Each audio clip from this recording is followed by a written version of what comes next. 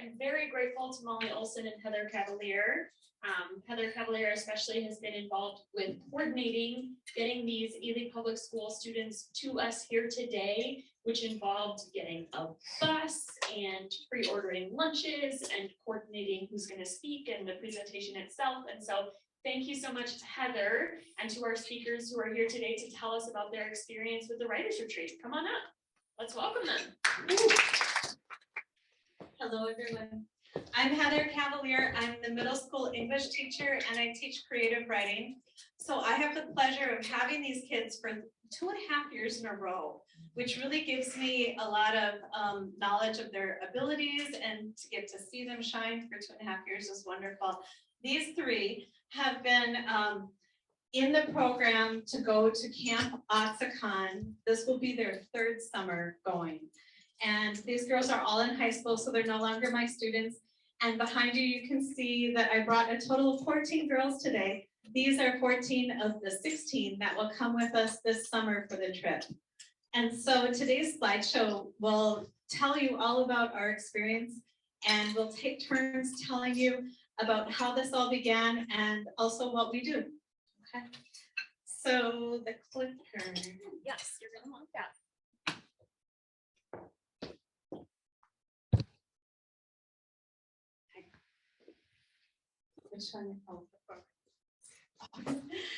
So the camp that we attend is located 15 minutes east of International Falls in a little town called Rainier. Maybe you've been there. And so it's on Rainy Lake, and it's a little island that is just far enough away to make you feel like you're really getting away, but close enough to make it easy to get to. And ideally, the island is called Atsokan, which is the Ojibwe word for storyteller. So it has a tradition of being a place where authors will go to write. In 2018, Mary Cassanova, who lives in that area in International Falls and Rainier, she approached an organization here in Ely called Story Portage that promotes literacy. And she had an idea. For decades, she had gathered together with a group of adult writers for like 30 years. Every summer they get together at Atsokan Island, and she wanted to replicate this women's retreat, but do it with teenage girls. So she asked me if I could come up with a list of girls who might want to attend, and of course I agreed. And so she already had a really good understanding of exactly how the 4 days would function. So now I think I'm going to turn it over to who's up first, Morgan. So this is Morgan Mcclellan. With 38 published titles, Mary Cassanova offers a wealth of experience to share with young writers. Mary is well known for writing the young adult Dog Watch series and 11 American Girl chapter books.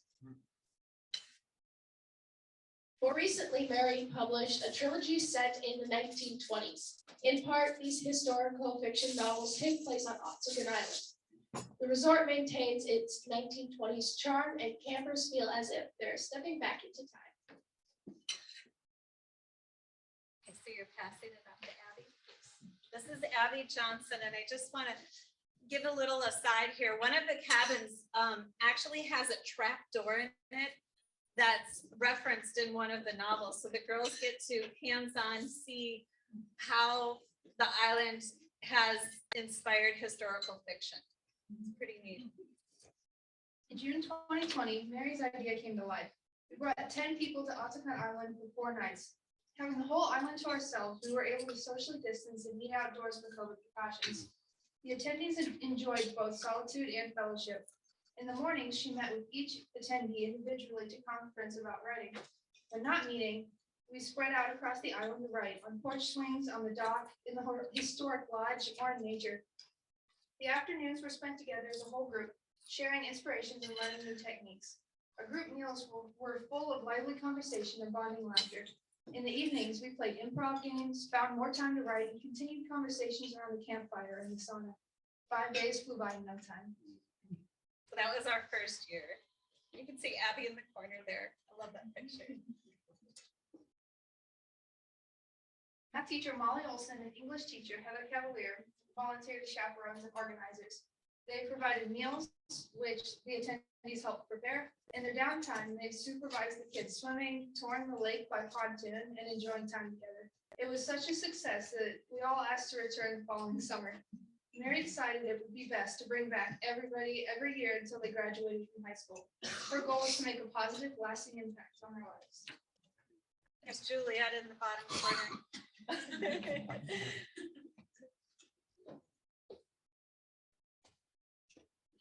Oh, and this is Juliet Stopper.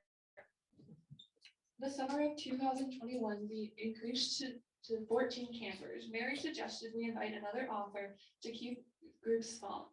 Margie Price from Duluth joined us. Margie Price is the New York best-selling author of the Newbery Honor Book, Heart of the Samurai, and other notable novels and picture books for young readers. She formerly taught creative writing at UMD and St. Scholastica. Margie is also known for her Enchantment Lake series. In 2020, she published 3 more novels, with another on its way in 2022. Both Mary and Margie are so humble and kind-hearted. It's easy to forget how incredibly fortunate the girls are to work with such prolific and accomplished authors.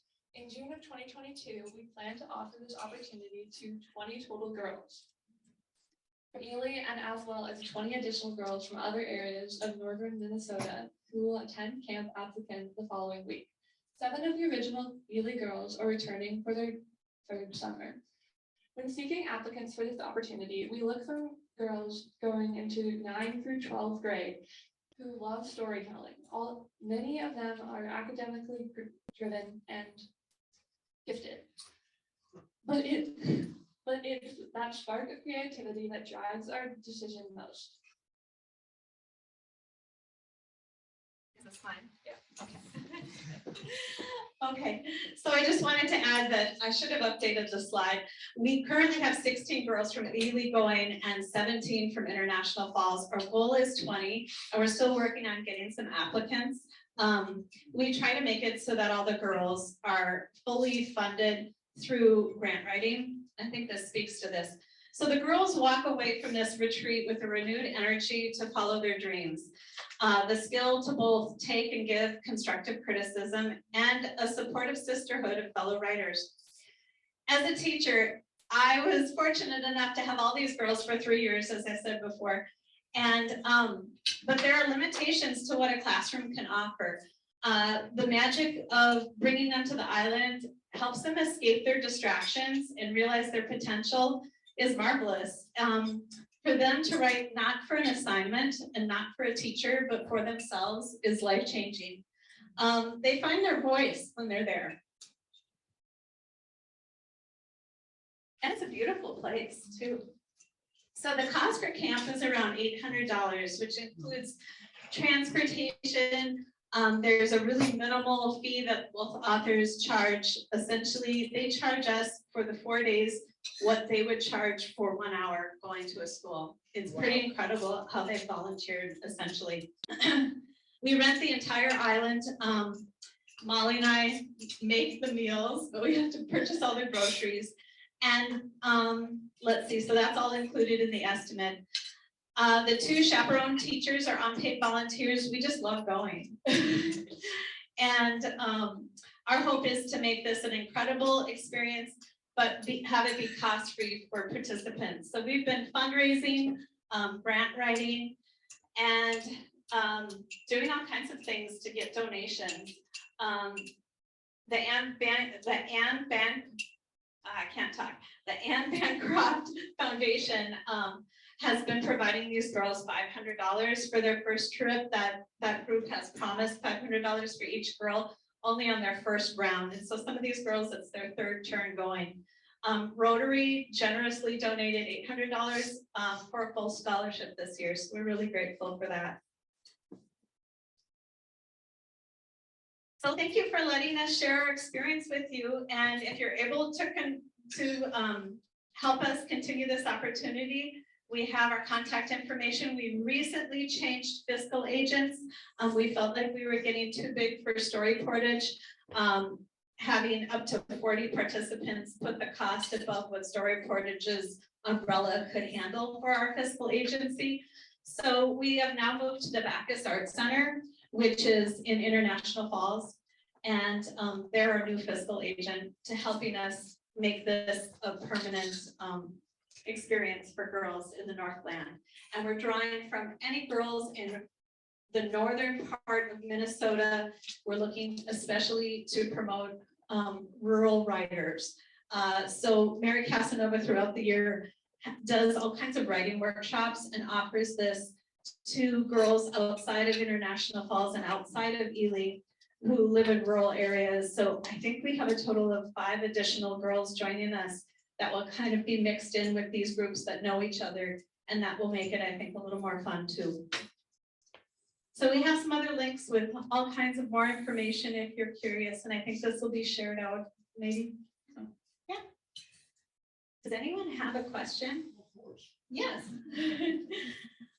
I would like to hear what each girl found to be their inspiration for writing, and what did they write about?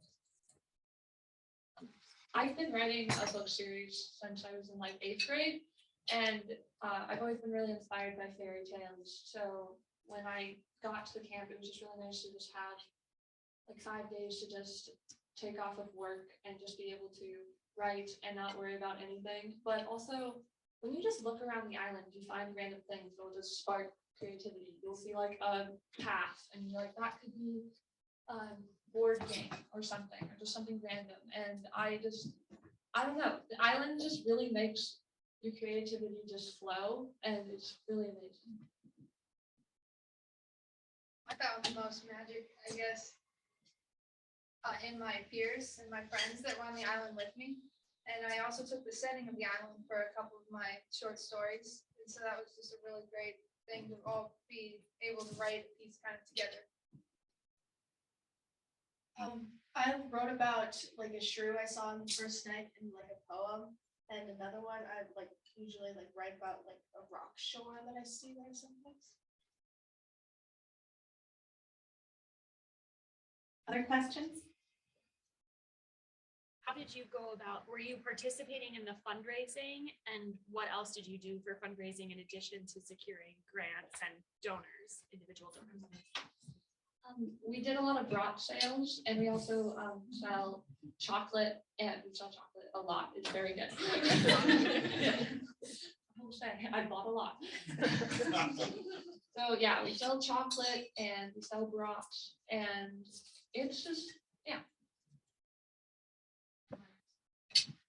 So the Ann Bancroft grant application is a really unique experience because it requires the student to write it themselves.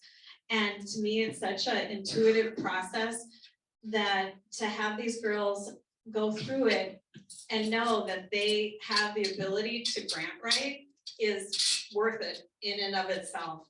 To give them confidence to go out and ask for funding for their, passion is amazing. So I love that program and that grant writing opportunity. Mm-hmm. Can we hear some examples? Have you memorized any of your poems? I don't think anyone wanted to be put on the spot that much. Sorry. Could we, have the other girls introduce themselves so we'd have a chance to know who you are as well? Sure. Come on up here, girls. I'll give you each a turn with your microphone or with the microphone, and maybe you could say what kinds of things you like to write or add a little piece of information about yourself, maybe? Yeah, you 3 can be off the hook. Okay.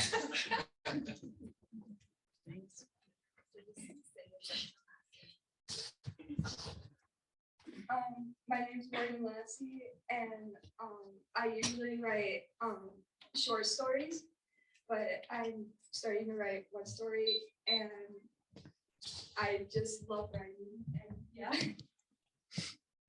or grapevine, and I really like writing short stories and poems. And in addition to like being at the camp and writing, I also really love just like going out and like swimming and hiking. There's a lot of good swimming spots there, so I really like that about the camp.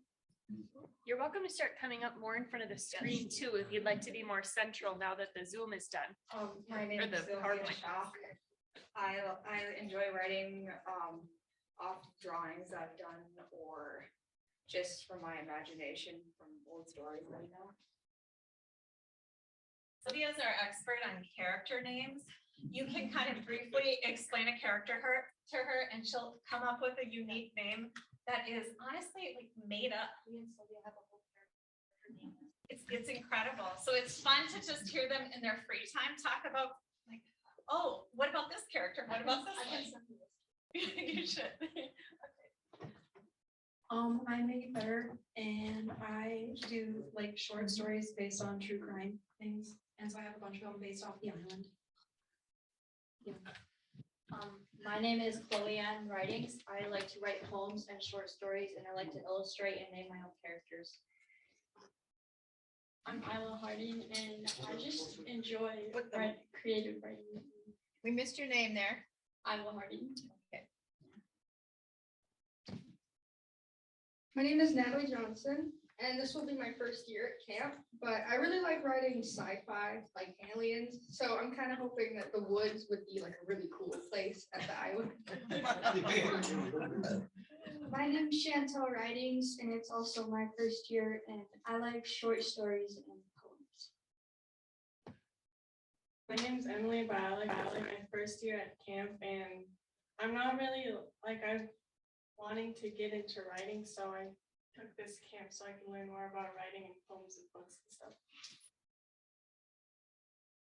My name is Tracy Thibodeau. This is also my first year, and I just kind of like writing everything. Aren't you a snow carver? Yes. And that's a good point. A lot of these girls are involved in so many things. You know, a lot of them do sports 3 times a year and do all kinds of other activities. So just having that time set aside to focus on this one passion of theirs is pretty neat. Well, that's what I was gonna ask. Do you do it over weekends? They don't miss too much school? No, it happens in the summer. So we go in June. Yeah, we go in June and we spend 3 nights. So it's a total of 4 days. Yeah, does anybody else have a question? I had a question online. Oh, cool. Someone asked, they were curious about how close where your location is to Mallard Island. And if you know about the work of the Overholzers, or if they work on essays or journaling at all. Okay. 2-part question. Yeah, good question. So Mallard Island is another artist retreat that is about a 5-minute boat ride. And we end our trip by taking a pontoon cruise across Mallard Island, where Mary Cassanova once stayed, and she's on the board of directors now. So she mentions Mallard Island as an opportunity for these girls once they turn 18, they can apply to go have a artist stipend and live on Mallard Island for a short period. So that opportunity kind of continues, and obviously to know Margie Preuss and Mary Cassanova and make these connections with them gives these girls an opportunity to have a pretty hefty name as a recommendation. You know, it's a neat opportunity for them to network. Yep. I am wanting to know and hoping for an answer. You limit the possession or use of screens. That's a good question, because Camp Atsokan does not allow computers within the lodge area. The owner, Jim Hansen, tries to maintain a 1920s feel throughout. But we have found that for editing purposes, it is really nice having laptops. So we do allow it, sorry.